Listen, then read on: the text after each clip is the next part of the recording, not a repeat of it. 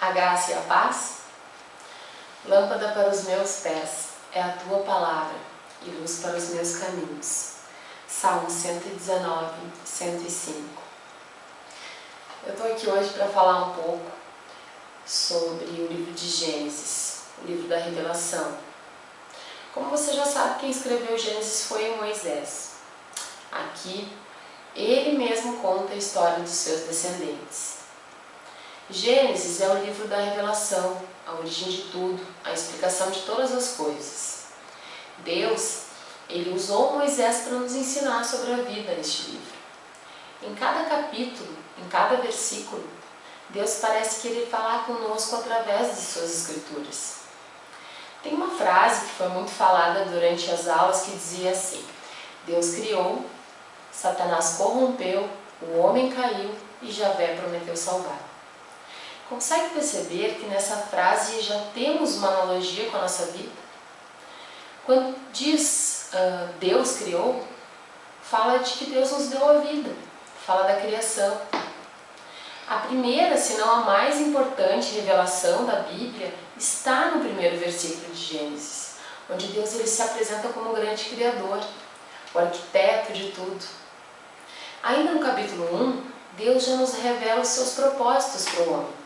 Enquanto ele cria, ele parece nos direcionar. No versículo 9, quando cria a porção seca, parece nos falar do alicerce, da base sólida que devemos ter em nossa vida, que é Jesus. Nos versículos 11 e 22, ele nos fala da necessidade da frutificação, de sermos fecundos, de nos multiplicarmos, de que devemos vigiar, pois daremos frutos conforme a nossa espécie, ou seja, de acordo com o que tivermos em nosso coração. Para gerarmos frutos saudáveis, precisamos ter também um coração entregue à vontade de Deus. No versículo 16, quando ele cria o sol, a lua e as estrelas, ele parece fazer menção à luz de Jesus, que usará de homens na terra para nos governar, para nos ensinar e nos trazer a luz. Esses homens, irmãos, são os nossos pastores, nossas pastoras, líderes, ou até mesmo um irmão cheio do Espírito Santo. Assim como a lua e as estrelas que não possuem luz própria, os escolhidos devem refletir a luz do Pai, a luz de Jesus. Nos versículos 26 e 28, quando fala dos animais selváticos e que o homem os dominaria, nos direciona a ter autoridade sobre aqueles que ainda não têm a luz da revelação, autoridade sobre o diabo e tudo que vier dele. Já quando cria o homem, nos faz pensar sobre o novo nascimento, quando sopra nas narinas o fôlego de vida. Eu lembro como se fosse hoje, quando me enchi do Espírito Santo pela primeira vez. Parecia que Deus tinha soprado um novo fôlego de vida em minhas narinas.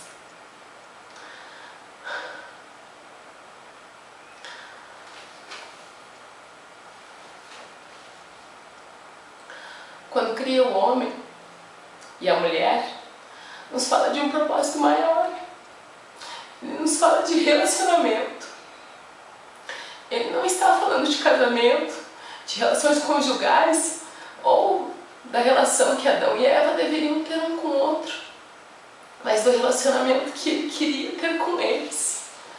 Um relacionamento entre Adão, Eva, Deus Pai, Filho e o Espírito Santo.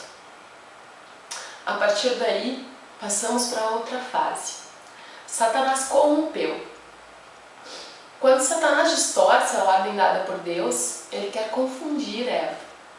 É o mesmo que ele deseja fazer conosco. Todos os dias ele tenta nos convencer de que Deus é injusto, de que mesmo que não cumpramos a palavra de Deus, nada acontecerá. Satanás, ele quer te convencer de que Deus é mentiroso.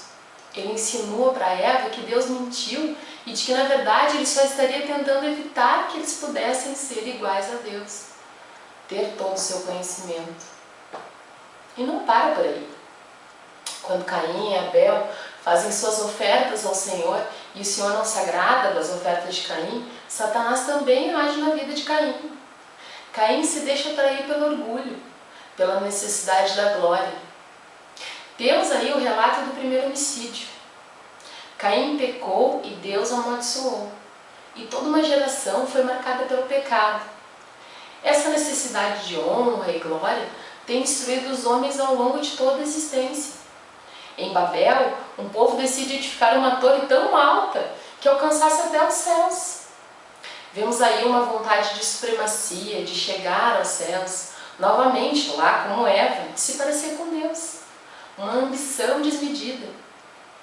Em segundo, uma desobediência, já que permanecer juntos, construir para cima, iria contra a ordem de Deus de espalhar-se.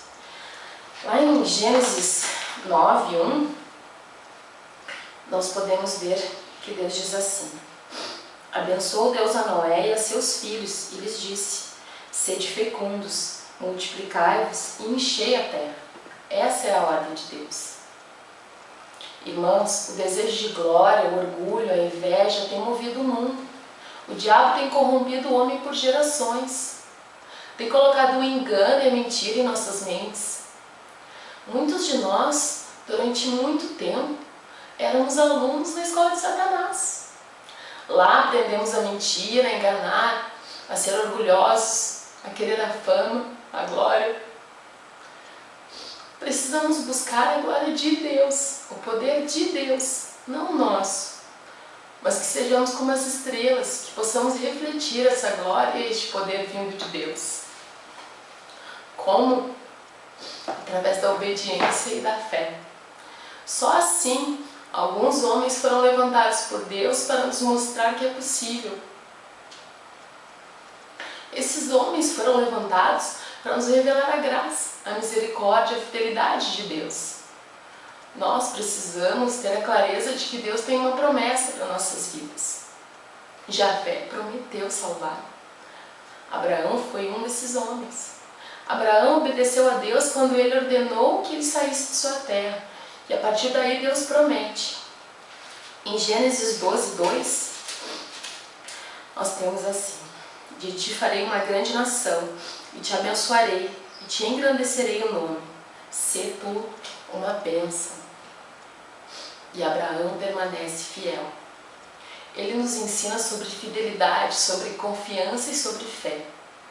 Já de idade avançada e sem filhos, o Senhor confirma sua aliança com Abraão. Deus lhe promete um herdeiro e Abraão faz jus à confiança dada e crê novamente no Senhor. Uma das maiores experiências de fé na Bíblia ocorre com Abraão, quando o Senhor decide testá-lo e dá uma ordem para que seja feito um sacrifício. Porém, não era um simples sacrifício, mas de oferecer o seu filho em holocausto. O que mostra a verdadeira aliança de Abraão com o Senhor era a sua obediência e a sua fé. Deus ordena que ele suba ao monte para entregar Isaac. E ao fazê-lo, Abraão pede aos servos que esperem, que os dois já voltariam. Quando Isaac pergunta a Abraão onde está o holocausto, Abraão diz: Deus proverá. Percebemos aqui uma fé inabalável, uma confiança em uma entrega total à vontade de Deus. Ele obedeceu porque confiava. Este talvez seja o significado da submissão a Deus. Se confiamos, obedecemos. Deus prometeu abençoar a descendência de Isaac, assim como fez com o seu pai Abraão, e lhe deu ordem para permanecer em Gerar. Isaac obedeceu e o Senhor prosperou.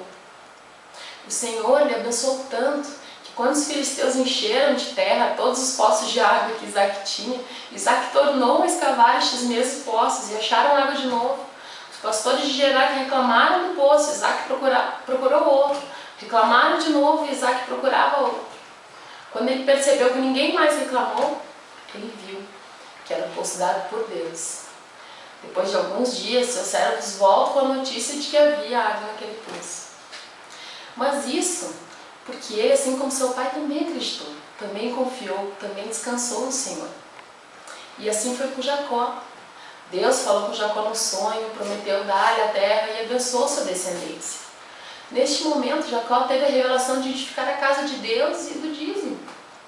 Naquela mesma pedra onde dormiu, prometeu servir ao Senhor, se ele permanecesse com ele. E Jacó também prosperou, pois mesmo diante de toda dificuldade, de toda mentira, ele sabia que Deus estava no controle. Deus também falou com José através de um sonho. José também foi fiel, também obedeceu e confiou na promessa de Deus. Quero te dizer hoje que Deus tem uma promessa para a tua vida, que Ele está no controle de tudo, que você é descendente de Abraão, que Ele abençoa a sua vida e a sua descendência. Quero te dizer que se você for fiel, se confiar no Senhor, permanecer nele, nenhum mal terá sobre a tua vida, pois Deus tem uma aliança contigo. Estabelecerei a minha aliança entre mim e ti e a tua descendência no decurso de tuas gerações, aliança perpétua, para ser o teu Deus e de tua descendência. Gênesis 17, versículo 7. Amém.